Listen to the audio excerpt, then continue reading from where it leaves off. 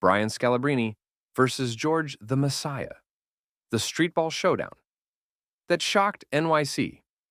Most NBA players don't waste their time entertaining so-called delusional fans. Hey, how many bucks in my pocket? Here, here. Who claim they could beat them in a one-on-one game. These bold statements are usually laughed off or ignored, especially by former pros who know there's a massive gap between NBA-level skill and average basketball talent. But Brian Scalabrine, he's built a little differently.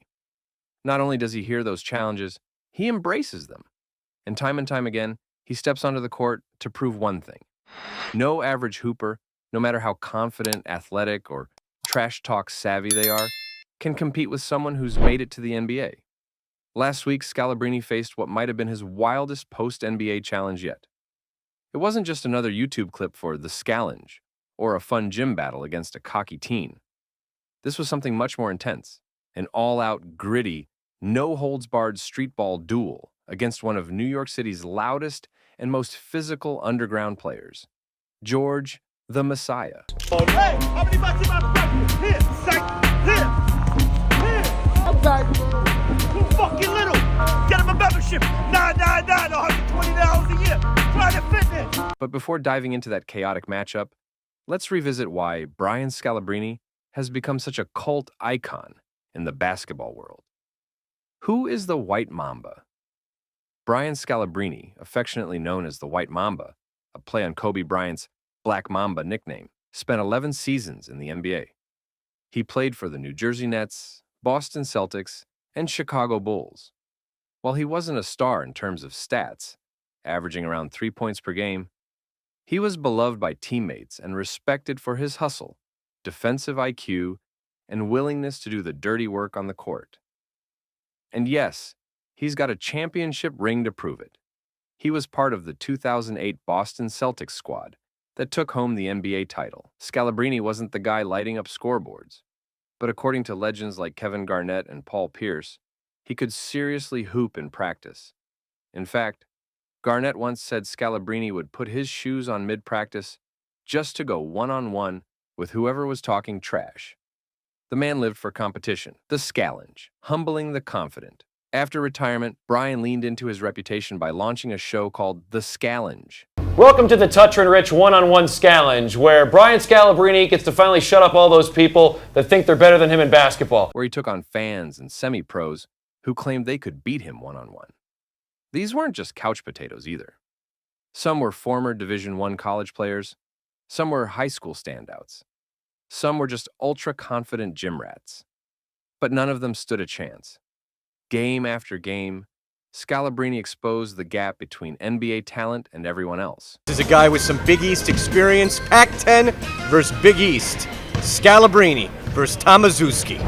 Here we go, check ball. Game on. Tomaszewski. All right, the size difference is about a push. There goes Tomaszewski to the basket. The right hand hook falls. How about that? It is 1-0. Scalabrine facing a competitor, some Big East pedigree, some Boeheim coaching behind him. He goes for the two. Oh, and that is a brick. That was You can just tell Scalabrine knows his competitor. He's dressed him down. He's got the first defensive stop in him. Here goes Scal. He's not wasting any time. Elbows up. How about that? Uses there you his go. body All to right. push Matt out of the way, and that's the way I think it's going to go all day today. People underestimate the size of Brian Scalabrine as he goes in, and how about that?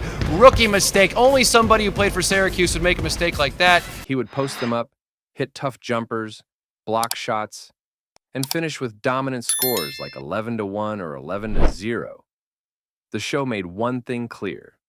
Just because he was a role player in the NBA doesn't mean he's anywhere near your level. He's far beyond it. In one legendary moment, a cocky high school varsity player challenged Brian at a local gym and even put his sneakers on the line. Scalabrine accepted, crushed him 11-0, and walked out wearing the kid's shoes. That moment went viral and perfectly summed up Brian's mission: to educate hoopers who think, just because I didn't play in the NBA doesn't mean I'm not close. His response? I'm closer to LeBron than you are to me. And he meant it. Enter George the Messiah. Fast forward to April 2025. A new challenger emerged, not from the gym scene, but from the gritty, no rules streetball courts of New York City. George the Messiah is a local legend in NYC's outdoor basketball culture. He plays every single day, often taking on strangers for bragging rights. But what makes George infamous isn't his skill, it's his style. He's known for being aggressive, physical, and relentlessly loud. He taunts, he bullies, he trash talks every opponent like it's a title match. George is the kind of guy who will foul you hard, laugh in your face, and call you soft if you complain. His presence on the court is pure chaos. And in his world, respect is earned through intimidation and toughness, not just talent. So when someone asked George if he could beat an NBA player, he confidently said yes. In fact, he dropped Brian Scalabrini's name specifically, claiming he could take him down. G, you think you could beat an NBA player, bro? Why not, man? I come out of West Fork University. Oh no! Oh no! And that NBA player, who you think you can take? Brian Scalabrine, bro. The White Mamba. Brian accepts the challenge word of the challenge spread quickly. Instead of ignoring it, Brian did what he always does. He accepted. And within a week, he pulled up to George's home court in New York City. The crowd gathered, the cameras rolled, and the trash talk started before the first dribble. George explained the local rules and tried to establish dominance early. But Brian wasn't fazed. From the opening check ball, Scalabrini played with purpose. He matched George's energy, and then some. Every possession looked like a mismatch. Brian bulldozed him in the post, hit contested jumpers, and played aggressive, suffocating defense. George, who usually overwhelms his opponents physically, suddenly looked frustrated and outmatched. He began arguing calls, complaining about fouls, and losing his composure. Things boiled over when Brian elbowed George during a hard drive. George, furious, launched the ball off the court in frustration. But the crowd was on Brian's side. They knew what they were watching. A professional dismantling a streetball bully. The ending. Humiliation complete. After several more possessions, Scalabrini wrapped up the game the same way he started it, dominantly. He hit back-to-back jumpers to make it 11-0 and closed with a theatrical belt-spanking animation, mocking George in front of the roaring crowd. Even the trash talk master couldn't keep up. In a surprising turn, George tried to soften things up by asking Brian to be friends mid-game. Maybe it was strategy, maybe it was desperation, but the crowd wasn't buying it, and neither was Brian. He picked up the mic and jokingly apologized to George, adding to the humiliation. Later, on a podcast episode, Kevin Garnett and Paul Pierce commented on the showdown. They weren't surprised. KG recalled how Scalabrini would constantly demand one-on-one battles in practice, and always brought intensity, no matter who was watching. That same fire was on full display in NYC. Final thoughts. What happened in that one-on-one wasn't just a fun game or viral moment.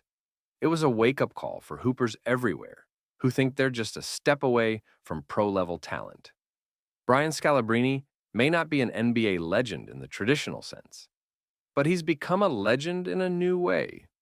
The gatekeeper who reminds everyone that the gap between the NBA and everyone else is a canyon. He said it best, "I'm closer to LeBron than you are to me." And last week, on a cold court in New York City, he proved it again. If you enjoyed this story, don't forget to drop a like, leave a comment, and hit that subscribe button for more crazy basketball moments like this.